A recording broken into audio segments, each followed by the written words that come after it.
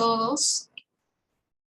En Bueno, primer lugar, bueno, extender las disculpas del caso porque nos hemos retrasado algunas horas para iniciar este diplomado y han sido motivos muy personales, pero espero, ¿no?, que esta primera sesión sea en verdad bastante rica en conocimiento para que ustedes puedan pues conocer un poco más sobre las nociones básicas del derecho del trabajo y podamos aprender un poco más sobre esta hermosa rama del derecho, ¿no?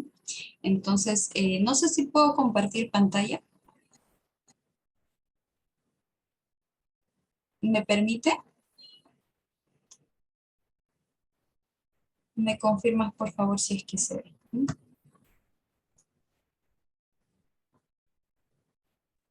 sí, se puede apreciar correctamente. Ya, listo.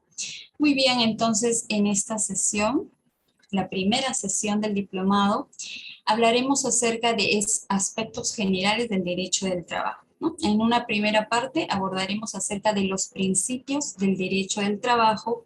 Posteriormente hablaremos acerca de los elementos del contrato de trabajo, lo cual nos va a permitir diferenciar, ¿no?, cuando estamos ante un contrato de trabajo, ante una relación laboral, y cuando estamos frente a una relación civil o mercantil, por ejemplo. Muy bien, entonces, principios laborales.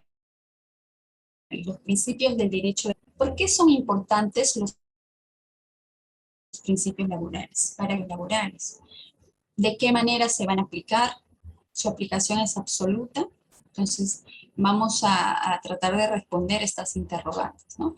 Los principios laborales son directrices, son pautas o reglas que van a orientar en las distintas etapas de la actividad jurídica, ¿no? Se dice que tiene una triple función porque va a ser informativa, es decir, esta inspira al legislador al momento de crear la norma. También tiene una función normativa porque ante alguna deficiencia o vacío legal, estos principios van a suplir. Y tiene una función interpretativa porque es una herramienta metodológica que va a utilizar pues el juzgador al momento de interpretar las normas laborales. Es muy importante conocer sobre los principios, pero también es importante conocer que su aplicación tiene límites y vamos a ver cuándo es que se van a aplicar y cuándo no, cuándo se va a preferir la norma que está prevista en la legislación, ¿no? Entonces, empezamos. Bien, los principios laborales pueden estar contenidos de manera explícita en la norma, específicamente en la Constitución, y también pueden estar contenidas implícitamente, ¿no? La sentencia del Tribunal Constitucional 008-2005 indica, pues, ¿no?, la importancia de los principios laborales y también va a realizar un desarrollo sobre los principios que se encuentran previstos en la Constitución de manera explícita. En esta sentencia, el Tribunal Constitucional nos dice, ¿no?, que son aquellas reglas rectoras que informan la elaboración de las normas de carácter laboral, amén de servir directa o indirecta en la solución de conflictos, mediante la interpretación, aplicación o integración. Recordemos que en la relación laboral siempre va a haber una diferencia, ¿no? Es decir, el empleador va a tener mayor capacidad económica, mayor capacidad probatoria, por ejemplo, dentro de un proceso laboral, y en general se va a encontrar en un estado superior. Entonces, es por esto que el derecho al trabajo, los principios laborales, van a permitir equiparar, igualar esta desigualdad, valga la redundancia, ¿no?, dotándole pues de herramientas, de principios al derecho del trabajo. Entonces, el artículo 26 de la Constitución reconoce de manera explícita 3 principios de carácter laboral. El principio de igualdad de oportunidades sin discriminación, el principio del carácter irrenunciable de los derechos reconocidos por la Constitución y la ley, y más adelante vamos a ver si solamente es de la Constitución y la ley. También la interpretación favorable al trabajador en caso de duda insalvable.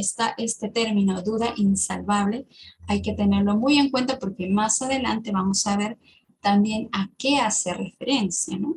¿A qué hace referencia esta interpretación favorable para con el trabajador? Sobre el sentido de una norma. Bien, aquí nos vamos a abocar al principio de primacía de la realidad, que en verdad es uno de los más importantes y uno de los cuales hay pues un mayor acervo jurisprudencial, ¿no? Vamos a ver muchísimas sentencias, el juez laboral va a aplicar muchísimo la primacía de la realidad, así también en las inspecciones laborales. Por ejemplo, los inspectores aplicando la primacía, hubiera al centro de trabajo, van a ver, ¿no? Por ejemplo, ¿no? Si las funciones que realizan trabajadores están acorde a cómo está su contrato, ¿no? Bajo qué modalidad está contratado. Bien, la primacía de la realidad se va a dar pues en esta discordancia, ¿no? Que hay entre los hechos y los documentos, lo que se encuentra plasmado en los documentos. Por ejemplo, un contrato civil, ¿no? Un contrato de locación. Una persona que recibe, bueno, le pagan por recibo por honorarios, pero a la vez le están controlando su ingreso al centro de trabajo, él tiene que marcar el ingreso y la salida. Es más, le ha llegado un memorándum, ¿no?, al correo electrónico indicándole que si se pasa 3 minutos de tardanza, le van a empezar a descontar todo el día. Y cosas así, ¿no?, que nos hacen ver que en realidad no se trata de una relación autónoma o independiente, sino que en verdad hay una relación laboral encubierta.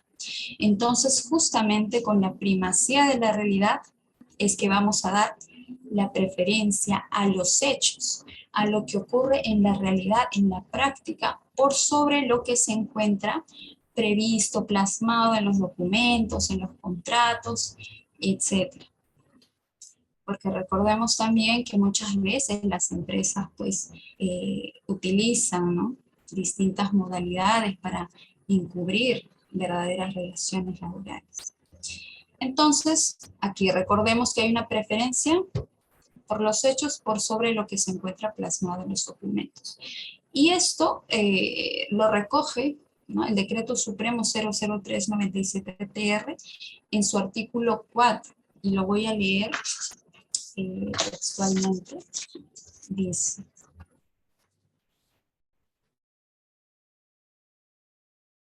en toda prestación remunerados y subordinados, la existencia de un contrato de trabajo a plazo, es decir, aquí se aplica una presunción. Siempre se va a dar preferencia a la relación laboral a plazo indeterminado.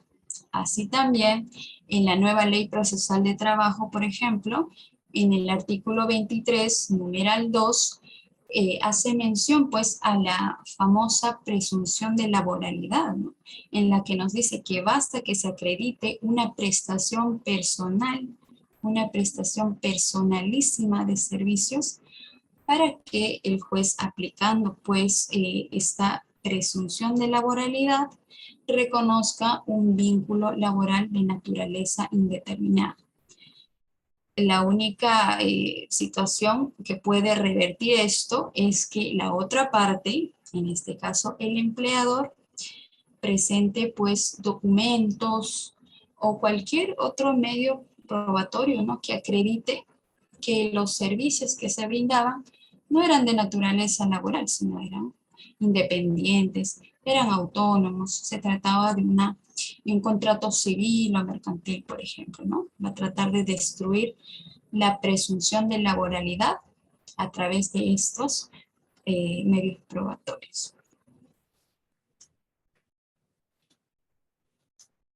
En la sentencia 2069-2009, el proceso de amparo TC, indicas que se va a aplicar este principio de primacía de la realidad en los siguientes casos, ¿no? Aquí enumera cuáles son los rasgos sintomáticos de laboralidad.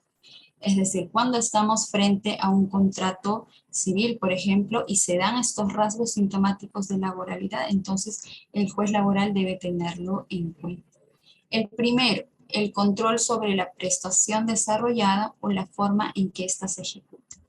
Segundo, integración de la demandante a la estructura de sociedad dentro de un horario determinado, ¿no? Como le están controlando el ingreso y la salida. Le están diciendo que vaya de tal a tal día en el mismo horario. Incluso le están sancionando si es que se pasa algunos minutos, le están sancionando si es que realiza tales actos, por ejemplo, ¿no? Entonces vemos que ahí hay una subordinación, una fiscalización por parte del empleador. La prestación fue de cierta duración y continuidad. Suministro de herramientas y materiales a la demandante para la prestación de servicios, ¿no? Esto podría destruir, por ejemplo, el hecho de que te digan, no, él era una persona que realizaba sus servicios de manera autónoma, independiente. No era tan autónoma, no era tan independiente. ¿Por qué? Porque la otra persona le suministraba las herramientas y los materiales para que pueda realizar determinados servicios. Otro, el pago de remuneración a la demandante. Y finalmente el reconocimiento de derechos laborales, ¿no? Tales como vacaciones anuales, gratificaciones y los descuentos para los sistemas de pensiones y de salud. Por otro lado, tenemos a la casación laboral 4055-2013 de la Libertad, en la cual pues la Sala de Derecho Constitucional y Social Permanente de la Corte Suprema indica y reconoce la existencia de una relación laboral en la cual el locador pues había suscrito documentos de control de útiles de oficina, control de comisiones y vehículos, papeletas de salida, prestadores de servicios, ¿no? Estos son indicios, son rasgos sintomáticos de que existe en verdad una relación laboral.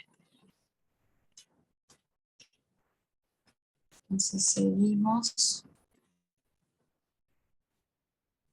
Ahora vamos a ver acerca del principio protector.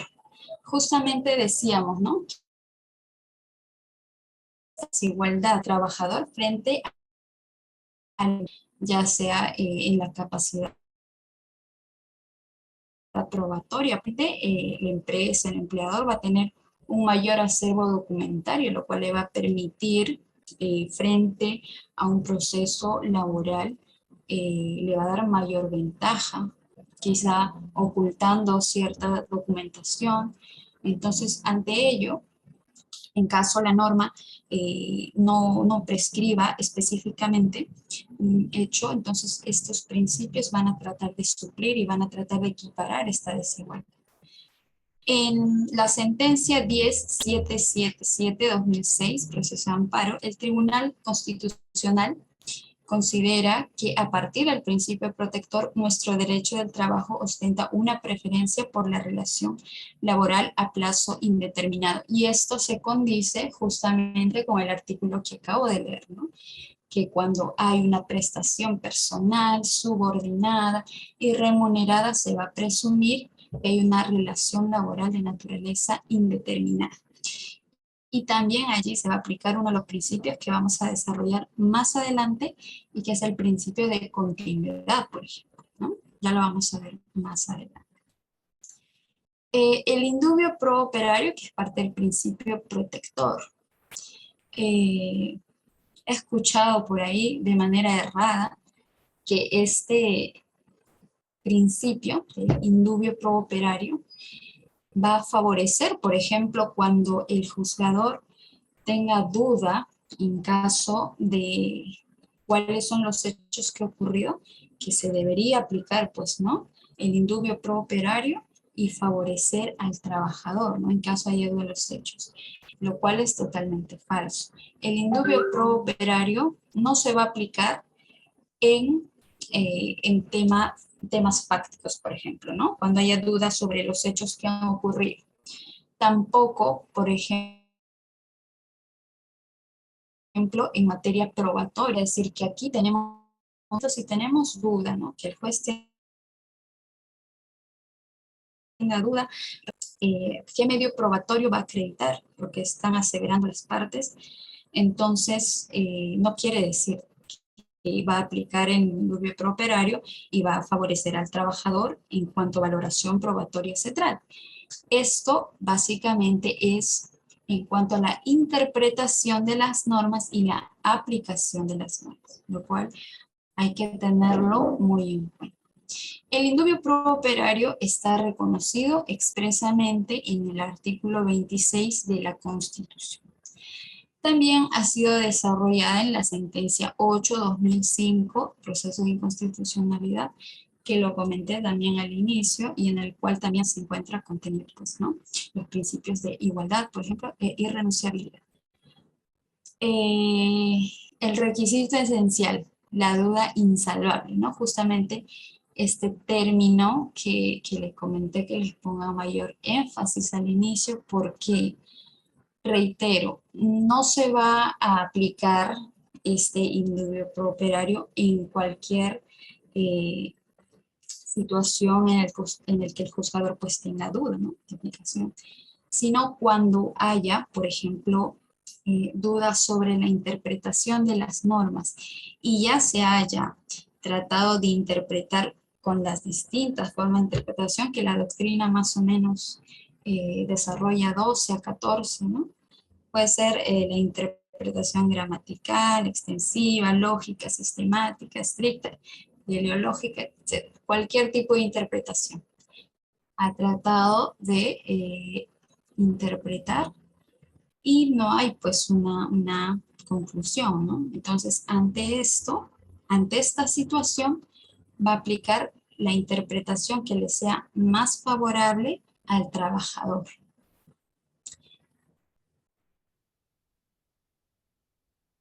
Ahora, el otro supuesto más favorable, es decir, que por ejemplo, cuando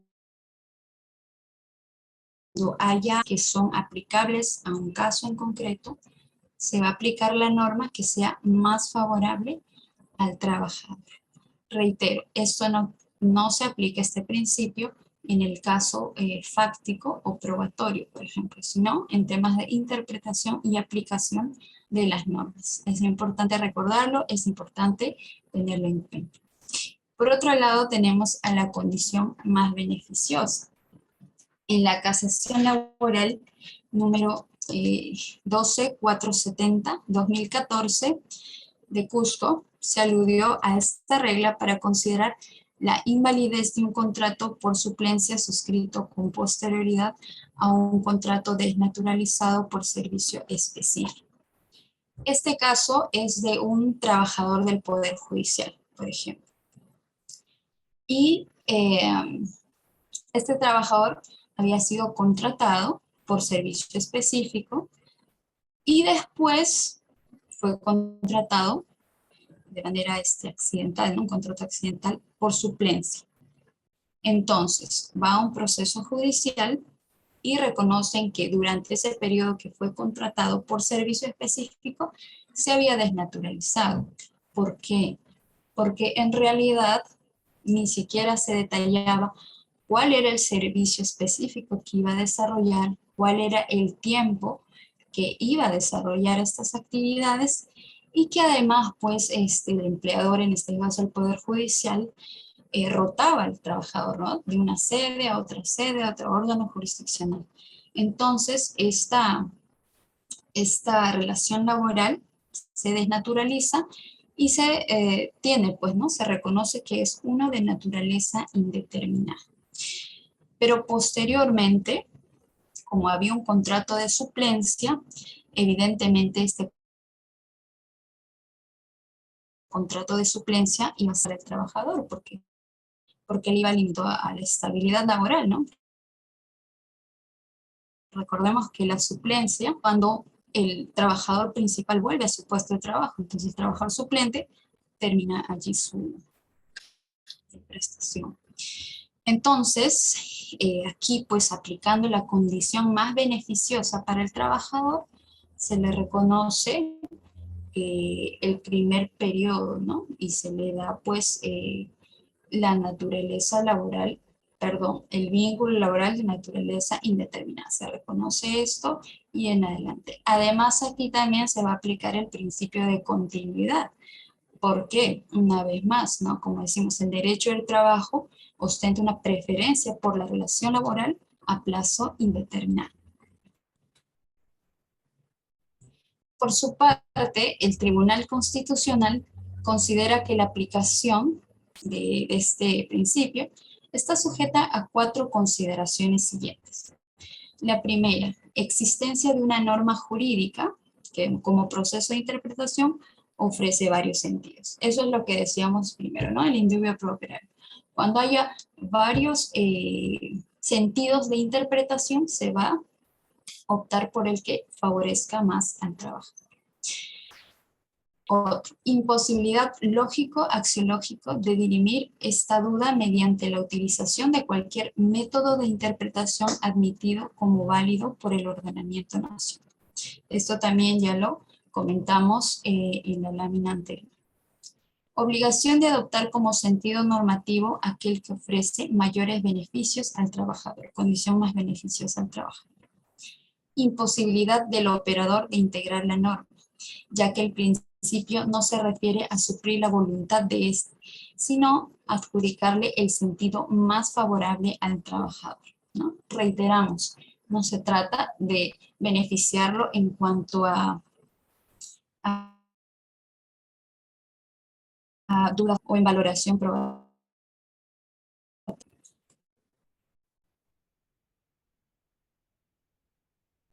Acerca del principio de irrenunciabilidad de derechos, que en realidad es uno de los más importantes.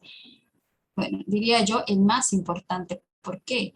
Porque sin este, creo que no tendría sentido el derecho al trabajo, porque si bien es cierto, existen normas laborales que protegen pues al trabajador, ¿no?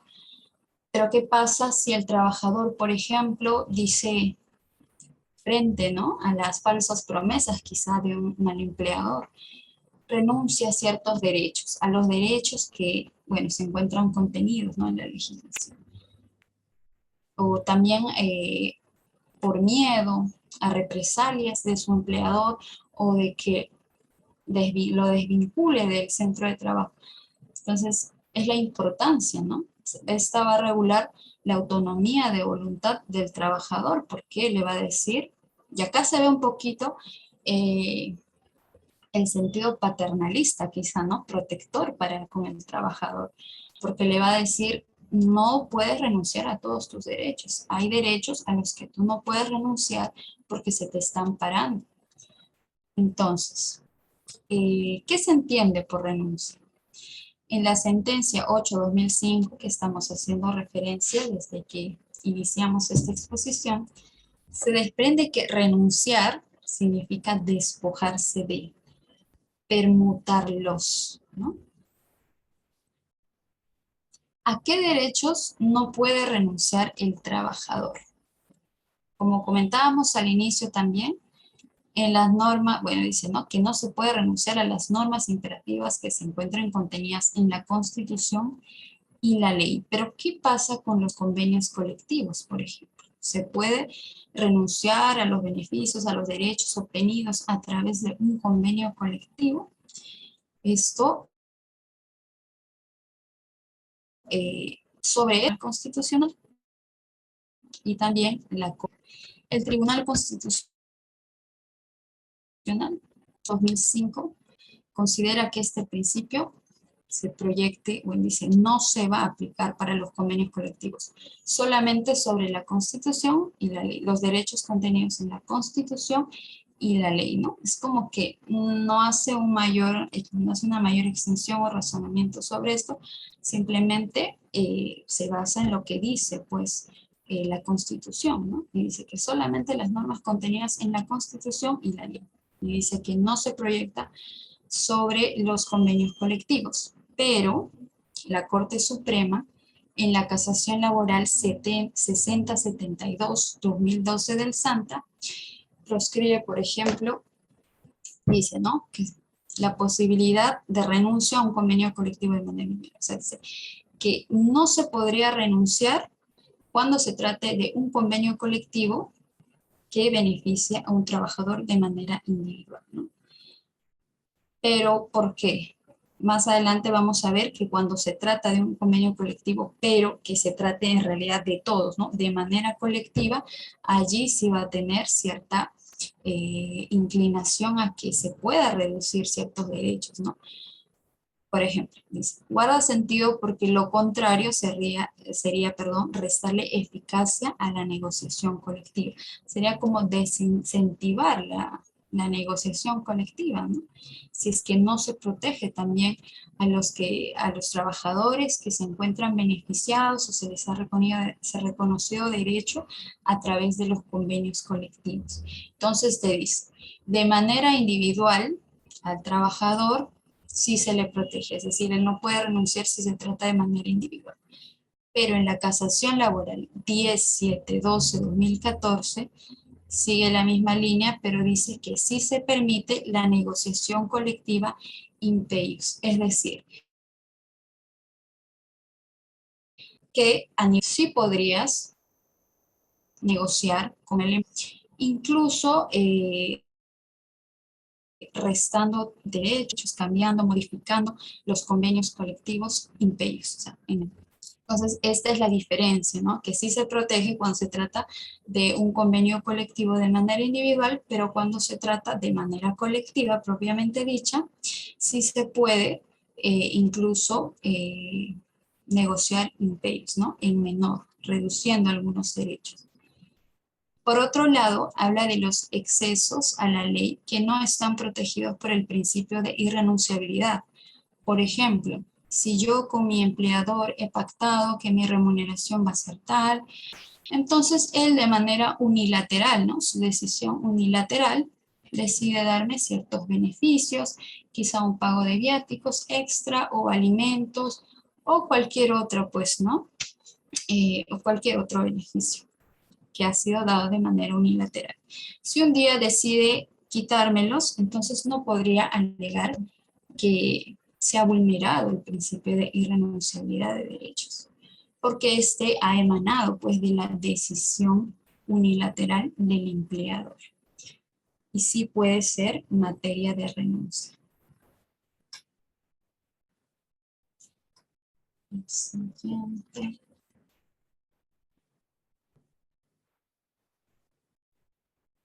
Bien, ahora vamos a ver algunos casos curiosos, ¿no? Justamente la casación laboral que estábamos comentando hace un momento, el 10712-2014 nos va a decir que es válida la renuncia del impuesto a la renta y los aportes asumidos por el empleador. En este caso, por ejemplo, era una empresa que pagaba al impuesto a la renta, ¿no? O sea, no se le descontaba al trabajador de su remuneración, sino que era, como les comentaba, decidido aportar también al sistema privado para que no se le descuente al trabajador. Pero luego renuncia, le dice ya no se te va a dar esto, entonces el trabajador invoca, ¿no? Que se había vulnerado el principio de irrenunciabilidad de derechos porque ahora ya no se le estaba dando este beneficio. Pero luego la casación laboral 1712-2014, la Corte Suprema indica que sí es válida la renuncia porque todo esto que se le estaba dando había sido pues decisión unilateral del empleador. Por otro lado, en la casación laboral 330-2017, Lambayeque, indica sobre la renuncia a la libre e inmediata disposición de la remuneración a través de un acuerdo para el pago del salario a través de acciones de valor incierto. En este caso, el empleador le había dicho al trabajador que ya no le iba a poder pagar, o sea, en efectivo, ¿no? Ni en especie, sino que ahora el cambio era por acciones de valor. Entonces, la Corte Suprema indica que esto no es posible. ¿Por qué? Porque estas acciones de valor no van a ser de libre e inmediata disposición del trabajador, ¿no? Entonces, sí estaría contraviniendo sus derechos, los derechos del trabajador. Por otro lado, tenemos la sentencia de la Sala Laboral Permanente del Callao, emitida en el expediente 2256-2016, en el que dice que no opera el principio de irrenunciabilidad de derechos si la renuncia al convenio colectivo benefició al trabajador.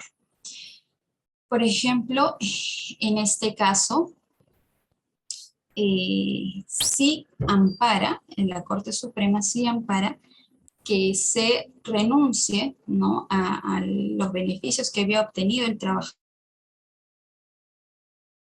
a través de un convenio colectivo de manera individual, él como de manera... ¿Por qué? Porque en este caso le beneficiabas.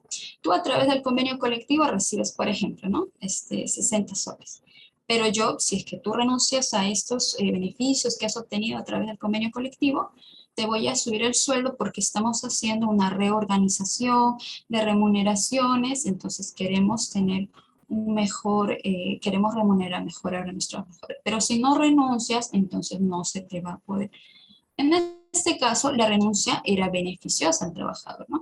Y atendiendo pues a que se va a aplicar la norma más favorable al trabajador, en este caso la condición más beneficiosa al trabajador, entonces en este caso esta renuncia a este beneficio que había obtenido a través de un convenio colectivo de manera individual le beneficiaba, ¿no? Entonces, por allí algunos casos que también estas casaciones y todo lo que estoy indicando, invocando en esta exposición, se las voy a dejar pues a los organizadores de este diplomado para que los pueda distribuir y compartir entre los participantes. Muy bien, y ahora tenemos la irrenunciabilidad de derechos, pero ahora referida a la reducción de remuneraciones. ¿Cuándo sí se puede, cuándo no? ¿Qué nos dice el Tribunal Constitucional? ¿Qué nos dice la Corte Suprema? ¿Cuándo sí? La Corte Suprema en las casaciones 863-2002, 224-2005, 1486-2012, 489-2015 y la 3711-2016 nos va a decir que sí es posible la reducción de las remuneraciones por acuerdo individual o colectivo, siempre y cuando sea consensuado, siempre y cuando haya habido un acuerdo y partes en reducir la remuneración. Pero tengamos en cuenta reducir menos de la remuneración mínima vital y también pues que sea una reducción razonable, ¿no? Tampoco se va a reducir una gran cantidad que evidentemente perjudicaría al trabajador. Entonces, tiene que ser también una reducción razonable. Al respecto, el Tribunal Constitucional, mediante estos expedientes que están citados, dice que la validez de la remuneración consensuada es posible, ¿no? Pero también tiene que ser razonable y agrega que motivada, es decir, que tiene que indicar cuáles son los motivos por el cual el empleador está pidiendo, ¿no?, pactar, consensuar una reducción de remuneraciones. Por otro lado, tenemos la reducción de remuneraciones unilateral, es decir, cuando solamente una de las partes, en este caso que sería el empleador, decide reducir las remuneraciones del trabajador. ¿Es posible? Sí. ¿En qué casos? La casación laboral 489-2015, Lima, nos dice que la validez de la reducción unilateral de remuneraciones dispuesta por la empresa es posible, siempre que el empleador se encuentre en un periodo de crisis económica. Entonces la Corte Suprema nos va a decir que sí es posible reducir unilateralmente las remuneraciones, siempre que el empleador se encuentre en un periodo de crisis económica. Evidentemente esto se va a tener que acreditar, ¿no es cierto? En el expediente 20-2012, el Tribunal Constitucional nos va a decir que es posible si, cuando haya necesidad de reducir el déficit o escasez a fin de garantizar la estabilidad y el equilibrio económico de la empresa, y que también es aplicable en aquellos contextos especiales de impacto económico negativo en la actividad desarrollada por la entidad privada que haga propicia la adopción de tal de evitar mayores perjuicios económicos. Es decir, cuando atente ya contra pues, el desarrollo económico de la empresa, ¿no? Cuando esto ocasiona un déficit o una escasez, entonces, a fin de garantizar la estabilidad, el equilibrio económico de la empresa, se puede hacer de manera unilateral. ¿Y cuando no se podría hacer de manera unilateral? ¿No? Y esto lo vamos a ver en el Decreto Supremo número 00397-TR y su modificación, ¿no? En el literal B, en el que nos dice, también lo voy a hacer aquí.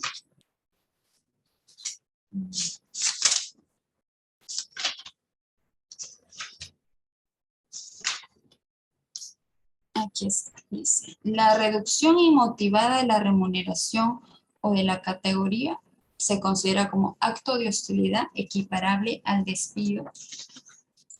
Entonces, en consonancia con esto, la casación laboral 3711-2016 considera también que la reducción unilateral de remuneraciones que practica el empleador será considerado como un acto de hostilidad.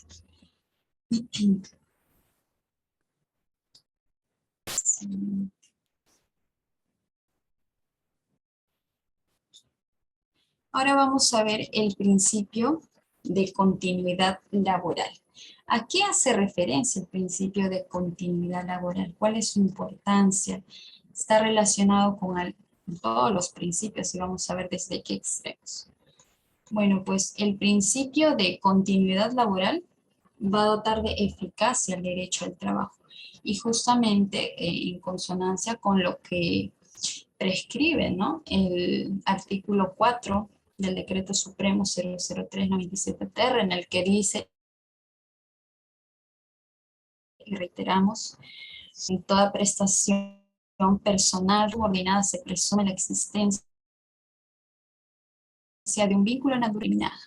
Entonces, es por esto que va a dotar de eficacia el derecho al trabajo. La relación laboral debe procurarse por el tiempo más amplio posible. Y también garantiza que la desvinculación sea por causa objetiva. La regla general, la contratación a plazo indeterminado, como decíamos, y por ejemplo, ha habido muchos casos en los que, por ejemplo, el empleador, después de que termina el contrato temporal de uno de sus trabajadores, deja pasar algunos días, ¿no? 5 días, 7 días quizá, y luego lo vuelve a contratar. Entonces, esto ventilado en un proceso judicial, el juez aplicando el principio de continuidad laboral, va a determinar que existe un vínculo laboral desde que inició el primero, a pesar de que haya estas pequeñas interrupciones, ¿no? A veces que son adrede. Entonces se va a dar preferencia a la contratación indeterminada frente a una contratación de plazo fijo. La contratación modal es una excepción al principio de continuidad, por eso se exige que tenga una causa objetiva, además que se encuentre con ciertas formalidades, ¿no? Que se encuentre por escrito y muchas otras que prescribe la legislación. En la casación laboral 12340-2015, Callao, indica que las breves interrupciones no pueden ser consideradas, justo lo que comentaba, ¿no?, como extinción del contrato de trabajo porque no hay voluntad de las partes, aplicándose el principio de continuidad laboral. Hay sentidos diferentes, ¿no? Por ejemplo, algunos dicen que hasta 30 días máximo se puede considerar que principio, pero si excede ya los 30 días, estaríamos hablando de distintos periodos de trabajo. Pero sí se coincide, ¿no?, que debe haber un mínimo de días en los que se debe interrumpir estos contratos. En la casación laboral 12470-2014, Cusco, se aplicó el principio de continuidad y la regla de la condición más beneficiosa para el trabajador al considerar inválido el contrato de suplencia suscrito posteriormente a un contrato modal de patrón. Justo lo que comentábamos, ¿no? Era un caso del que comentábamos del trabajador del Poder Judicial que se le había contratado por servicio específico y que luego se le contrata por suplencia. Entonces, el primer periodo, que es servicio específico, se desnaturaliza porque él en realidad, pues, en su contrato no estaba previsto cuál era el plazo en el que él iba a realizar el supuesto trabajo específico, tampoco se especificaba cuáles eran las actividades que tenía que realizar, además que el empleador, el Poder Judicial, lo rotaba de un órgano jurisdiccional a otro y así sucesivamente. Entonces, pues este tipo de contrato se desnaturaliza y se reconoce uno de naturaleza indeterminada, ¿no?, una relación laboral de naturaleza indeterminada. Y posteriormente, como hay un contrato de suplencia, entonces al ser menos beneficioso para el trabajador, se le reconoce pues el vínculo laboral desde que inició el contrato por obra específica hasta, bueno, indeterminado, ¿no?, incluido todo el de suplencia, y ahí se le da preferencia al de naturaleza indeterminada porque sería más beneficiosa para el trabajador. Ahí se aplicaría también la que usa para el trabajo.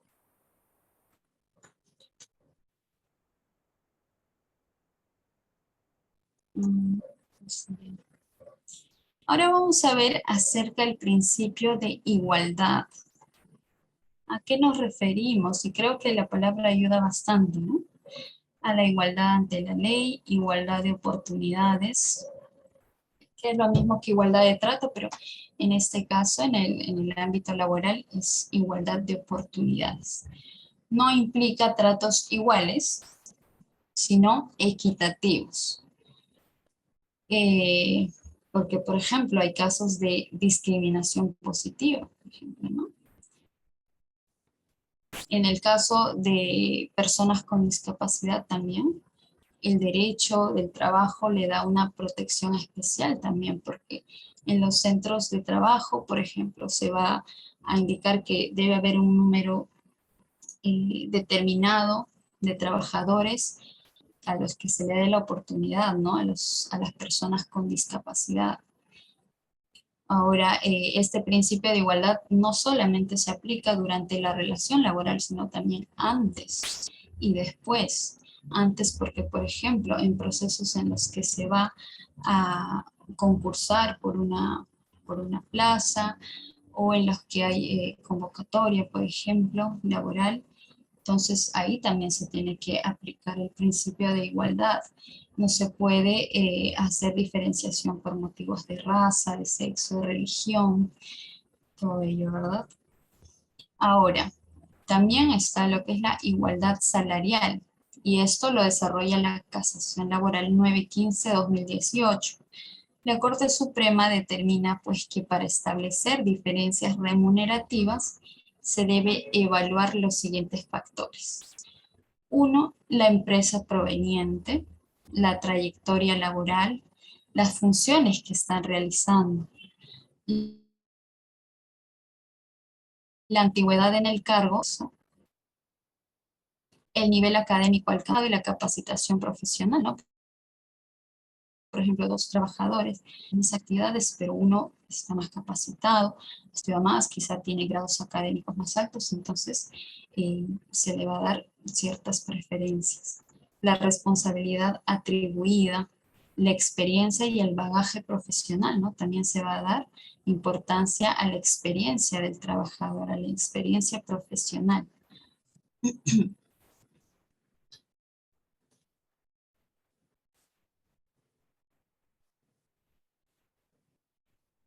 Igualdad. Ahora en tema de negociación colectiva.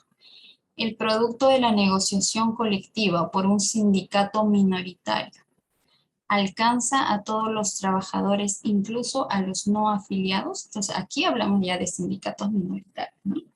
Por ejemplo, eh, en ciertas casaciones la Corte Suprema ha dicho que sí. En algunas se ha rectificado, en algunas ha sido más tajante, pero vamos a ver qué. Por ejemplo, en la casación laboral 2864-2009 Lima, en la 602-2010 Lima, en la 8796-2013 Moquegua, nos indica que sí, a que aplicando el principio de igualdad le correspondería a todos los trabajadores, incluso a los que no están afiliados, cuando se trata de sindicatos minoritarios. Recordemos que cuando se trata de sindicatos que tienen una mayor representatividad, sí aplicaría, ¿no? Para todos los trabajadores, incluso los no afiliados. Pero en los casos de los sindicatos minoritarios, no necesariamente, pero en este caso la Corte Suprema nos va a decir que sí, invocando el principio de igualdad. Pero luego se rectifica y en la casación laboral 11477-2013 Callao, invocando un principio que no se encuentra previsto, ¿no?, en la legislación, el principio de sociedad, indica que sí se beneficiaría a todos los trabajadores, incluso a los no afiliados, siempre que este sindicato minoritario sea el único que exista dentro de la empresa, ¿no? Por ejemplo. Pero igual es también un poco controversial, ¿no?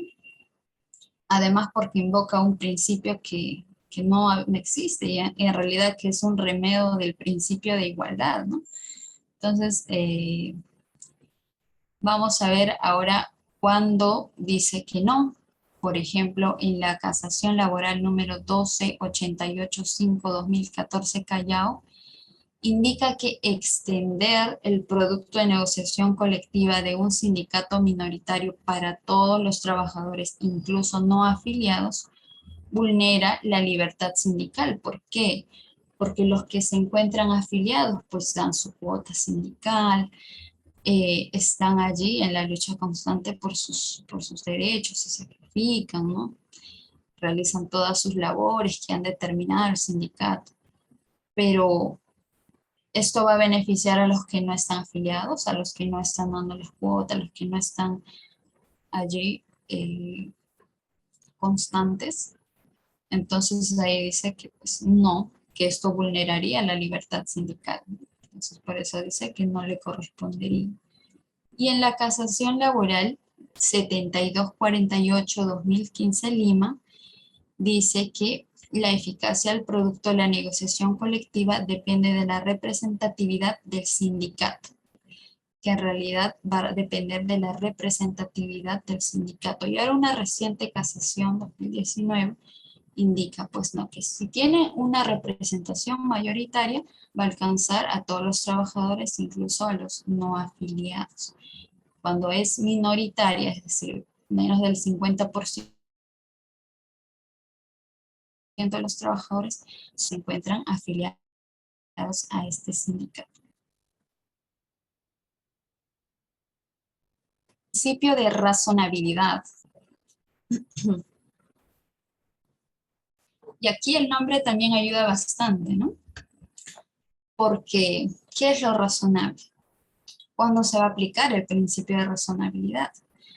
Entonces, nos dice, ¿no? Por ejemplo, en la casación 3090-2015 de Cusco, dice, se debe tener presente que el procedimiento de despido debe analizarse utilizando el principio de razonabilidad, que se entiende como aquel criterio íntimamente vinculado a la justicia, es decir, que está fuera de todo, en contra de todo lo arbitrario, ¿no? Y se aplican medidas razonables. Está relacionado íntimamente al concepto de justicia y en la esencia misma del Estado constitucional de derecho. Por ejemplo, ¿no? Y esto se puede apreciar en el jus variandi que tiene el empleador cuando realiza un cambio de lugar de trabajo.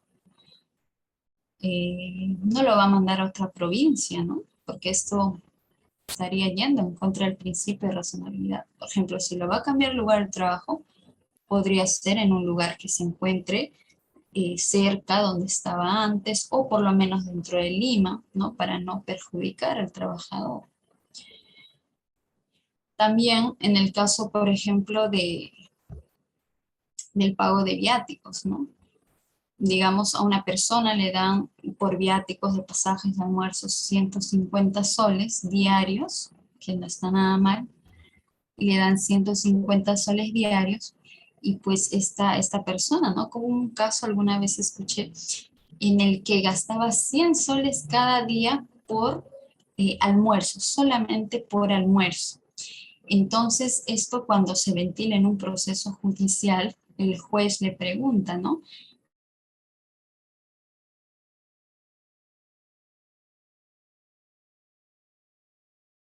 Quizá, pero no, se determinó un restaurante y pagaba un menú de 10 soles diarios. Y todos los días era menú de 10 soles diarios. Entonces, ¿de qué manera, pues, podríamos decir que esto es razonable, ¿no? Aquí lo que en realidad ocurría es que él almorzaba en su casa y lo que hacía nada más era un favor al restaurante para beneficiarlo, ¿no? En las deducciones y tal. Entonces, aquí también, por ejemplo, se aplica el principio de razonabilidad.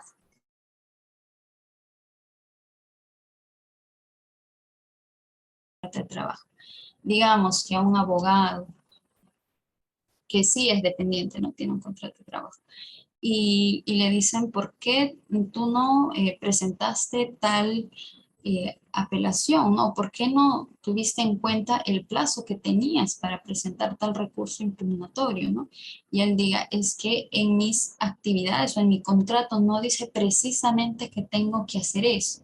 Entonces, hay cosas que se sobreentienden, ¿no? Que aplicando la razonabilidad podemos decir que se sobreentiende que dentro de sus actividades está tener esta diligencia en cuanto a los plazos procesales, etcétera, ¿no? Y no puede alegar, digamos, que no estaba previsto textualmente su contrato de trabajo. Entonces, aquí también podríamos hacer mención del principio de razonabilidad. Entonces, todos estos aspectos son importantes.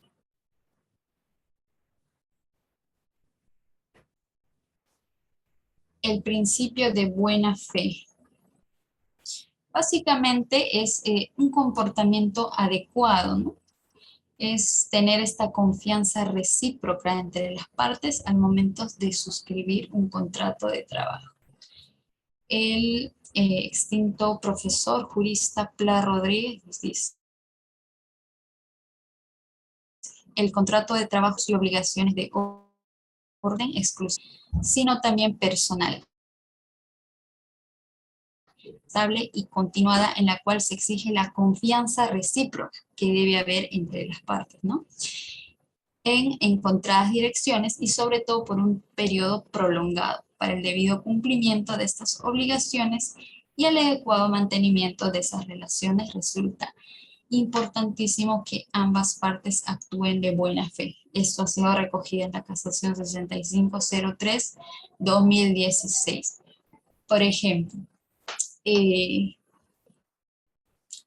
cuando el empleador, ¿no? También podría vulnerar la buena fe si es que aprovechando la ausencia de su trabajador que está de vacaciones, lo insulta verbalmente, habla mal en frente de sus compañeros, lo discrimina. Entonces esto podría considerarse como actos de hostilización, ¿no? Para con el trabajador. Entonces, dentro de la relación laboral es importante que exista también, que haya prevalencia de este principio de buena fe, o al momento, por ejemplo, de suscribir el mismo contrato, ¿no? Yo debo realizarlo con buena fe, no puedo estar encubriendo alguna relación laboral de otra naturaleza, ni nada por el estilo, ¿no? Muy bien. Ahora vamos a hablar acerca del contrato de trabajo. ¿Qué es el contrato de trabajo? ¿Cómo podemos diferenciar cuando estamos frente a una relación laboral y cuando estamos frente a una relación civil o mercantil, por ejemplo, ¿no? El contrato de trabajo básicamente es un acuerdo entre el trabajador y el empleador por el cual se van a comprometer a prestar servicios personales y el otro al pago de la remuneración correspondiente. Los elementos esenciales que siempre hemos escuchado, la prestación personal de servicios. Cuando decimos personal, hemos revisado acerca de la prestación personal, pasamos por alto, ¿no? Decimos, bueno, se supone que si se trata de una relación laboral es porque hay prestación. Entonces, pero hay que recordar y entender que tiene que ser una prestación personal, personalísima. No puedo decir, por ejemplo, tal persona, ¿no? Que recibe su pago por recibo por honorarios, porque realiza alguna prestación, pero él quiere demandar, por ejemplo, ¿no? Y dice, en realidad yo tengo una relación laboral, porque me pagan, porque soy subordinado y porque realizo tales prestaciones en servicio, ¿no? Va y en el proceso judicial se ventila pues que en realidad quien prestaba los servicios no era él o siempre él, ¿no? Sino que a veces, por ejemplo, lo realizaba un primo o a veces lo realizaba un amigo o a veces lo realizaba otro familiar, etc. Entonces no era una prestación personal, personalísima, sino que también podía ser realizada por otro. De lo que en realidad estábamos hablando era de una prestación de servicios nada más, que podría ser pues autónoma o independiente. Por otro lado, tenemos a la remuneración, que es básicamente la contraprestación para con estos servicios, ¿no? Que se están brindando por esta prestación personal de servicios. El 99% de prestación de servicios que se da es remunerado. Son muy pocos casos excepcionales en los que no hay pues una contraprestación, ¿no? Podríamos hablar, por ejemplo, de los voluntariados. En el caso, por ejemplo, Instituto de Neoplásticas, hay un grupo de voluntarios. Evidentemente, ellos realizan una prestación, tienen quizá un horario, están organizados y todo eso, pero como son servicios voluntarios, no reciben contraprestación. O también, por ejemplo, en el caso de los bomberos voluntarios, ellos no van a recibir contraprestación.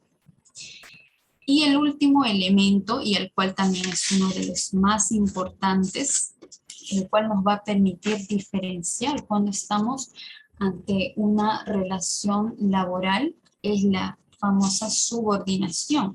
Y podríamos hablar que este es el elemento central, el elemento nuclear determinante, ¿no?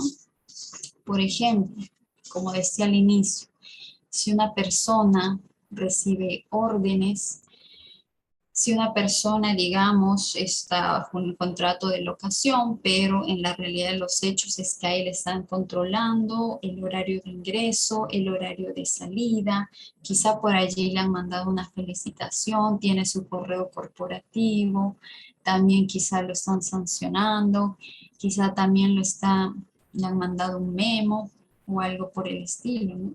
Entonces allí podríamos estar viendo que hay un encubrimiento de un vínculo laboral. Ahora, aquí, cuando por ejemplo mencioné, ¿no?, que en la nueva ley procesal de trabajo se habla de la presunción de laboralidad. En el artículo 23, numeral 2, habla de la presunción de laboralidad, en el que nos decía, ¿no?, que basta que se acredite la prestación personal de servicios, el juez puede aplicar la presunción de laboralidad y reconocer que hay un vínculo laboral de naturaleza indeterminada. Cuando se rompe esta presunción, cuando, por ejemplo, la otra parte presenta que van rompiendo presunción, ¿no? Pero es posible que el empleador acredite algo en negativos, algo que no ha ocurrido, lo que llamamos la prueba diabólica, ¿no? Es posible que acredite algo que no ha ocurrido y la respuesta es que no. Lo que tiene que hacer más bien el empleador, la empresa, es ir rompiendo esta presunción de laboralidad con con ciertos hechos, ¿no?, que pueden indicar que la relación no era laboral, sino era una relación civil, era una relación mercantil. Por ejemplo, podemos hablar aquí de la pluralidad, ¿no?, de empleadores. Por ejemplo, digamos que yo soy una abogada litigante y yo he contratado con varias empresas para llevar sus casos. Pero un día a mí se me ocurre demandarlos, ¿no?, diciendo que yo he tenido un vínculo laboral con todas estas empresas, y lo cual pues sería ilógico, ¿no? Porque en un proceso laboral, por ejemplo, dirían, tú, ¿cómo pudiste haber trabajado para tantas empresas en un determinado tiempo, de manera simultánea? No, eso es totalmente imposible. Entonces ahí ya se va rompiendo la presunción, porque no bastaría que acredite la prestación, sino que yo estaría rompiendo esa presunción que podría aplicar el juez y decir, pues, no, que en realidad los servicios que yo realizaba era de manera autónoma, era de manera independiente en el libre ejercicio de la profesión, ¿no? Otro, por ejemplo, podría ser la autonomía para determinar cuál va a ser tu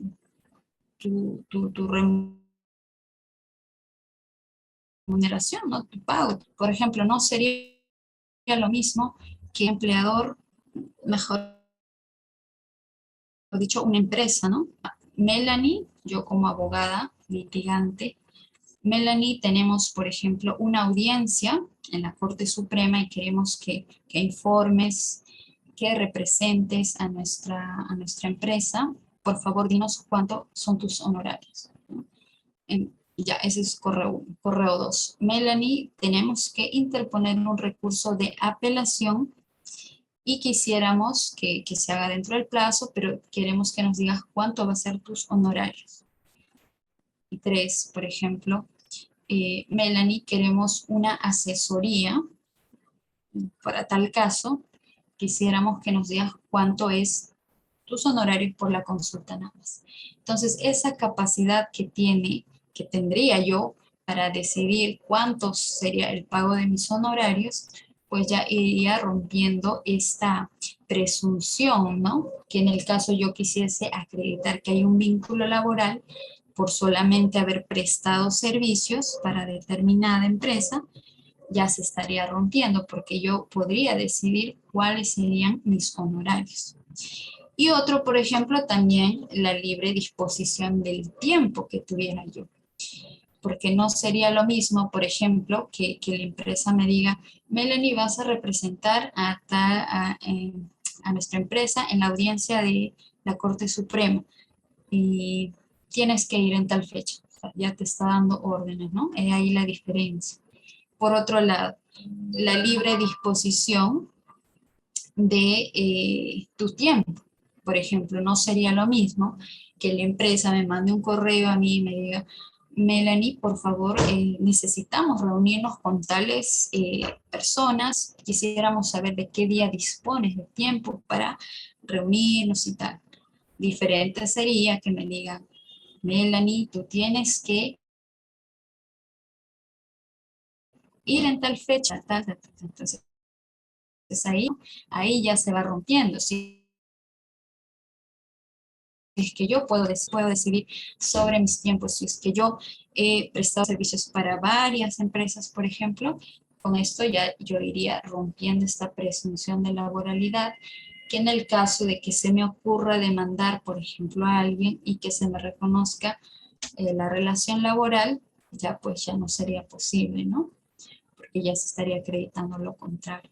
Entonces, es bastante importante reconocer estos elementos esenciales del contrato de trabajo. Ahí está la subordinación, ¿no? Elemento determinante de la relación laboral, le va a conferir al empleador el poder de dirigir, que implica facultades también de controlar y sancionar.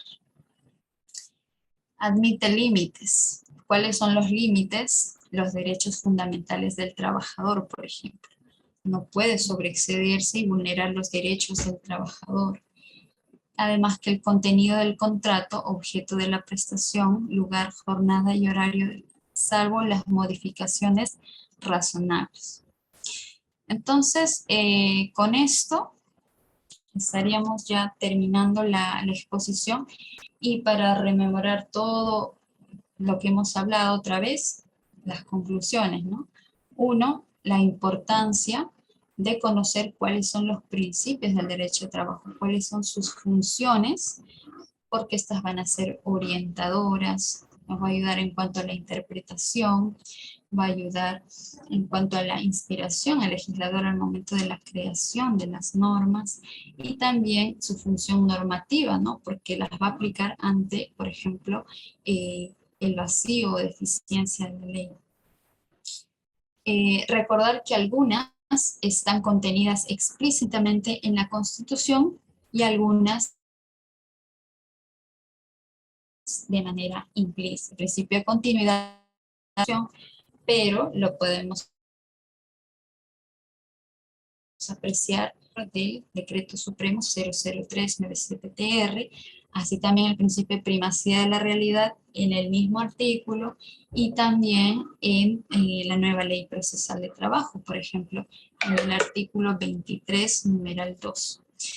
Y así también pues los otros principios que hemos hecho mención, ¿no? El principio de razonabilidad, el principio de buena fe, y entre otros, ¿no? Los que sí están reconocidos constitucionalmente son el principio de igualdad ante la ley, el principio de condición más favorable al trabajador, el libre operario, y el principio de irrenunciabilidad de los derechos. Importante conocer ello, importante conocer cuáles son sus límites de aplicación, y también reconocer cuándo estamos frente a una relación laboral. Bueno, eso sería todo. No sé si hay preguntas.